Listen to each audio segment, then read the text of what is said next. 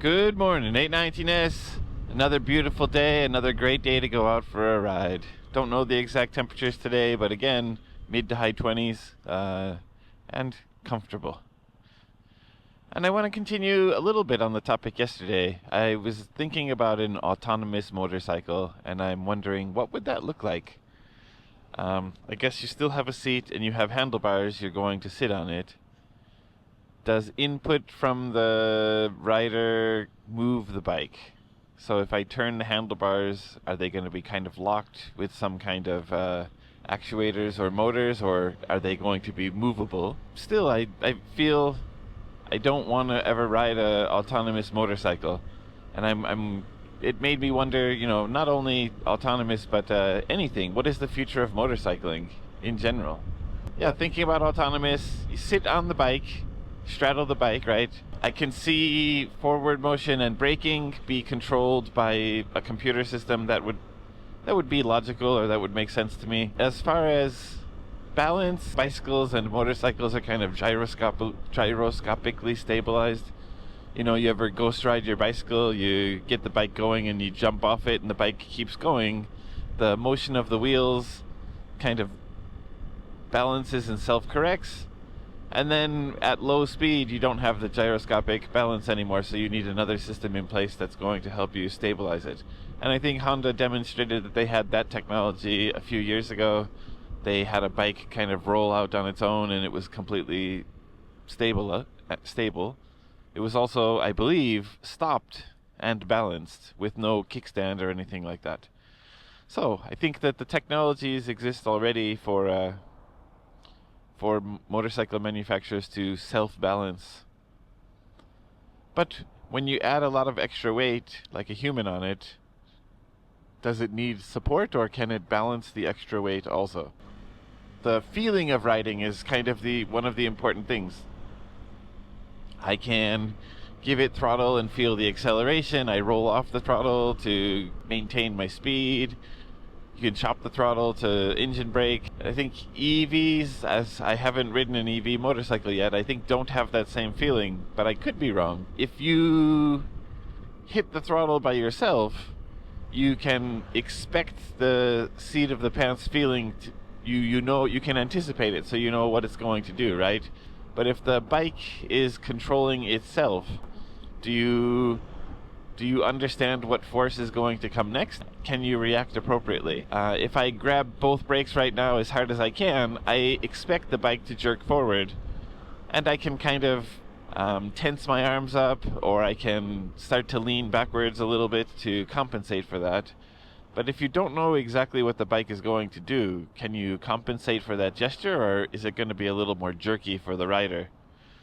Those kind of things are things I think about.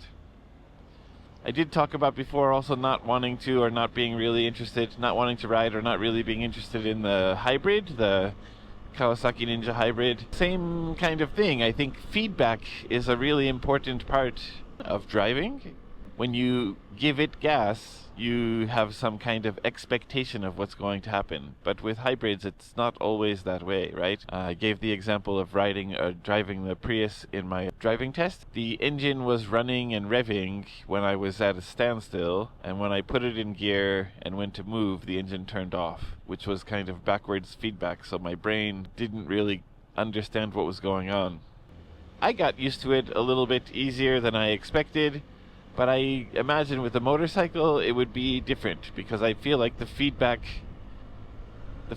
given when you grab a handful of throttle or something like that is a little bit more immediate. As they say, seat of your pants. So if you have no vibration from the engine, if you have no feeling or sound of the engine running or revving, and the bike starts moving, it's going to just be completely disconnected.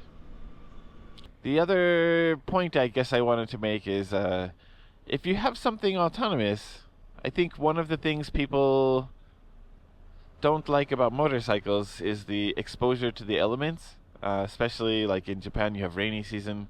If you have something that's autonomous, wouldn't it be better to just have a car then? Because you can open the windows if you want to experience the air, maybe even a convertible, you can open the top. You don't need to wear a helmet. You'd be protected from all the elements.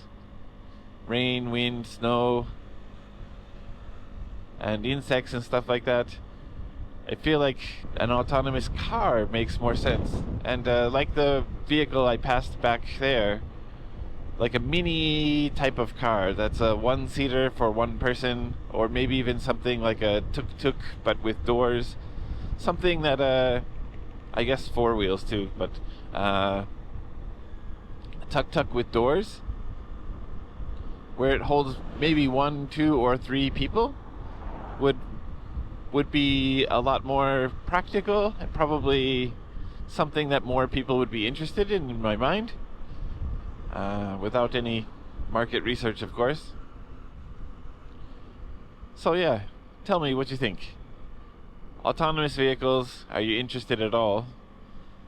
And if you had a choice between an autonomous car and an autonomous motorcycle, which one would you choose? And do you ever want to ride an autonomous motorcycle? The answer to that last question for me is I always want to try everything once and see, because sometimes you have an expectation and the expectation is not met or matched. So yeah, I guess I want to try it once, but I can't see myself wanting to ride it as a daily driver or something like that. Alright, thank you guys so much for watching. I always appreciate comments and the views. Thank you so much. And yeah, I'll see you guys in the next one. Get out there and ride. Definitely ride safe.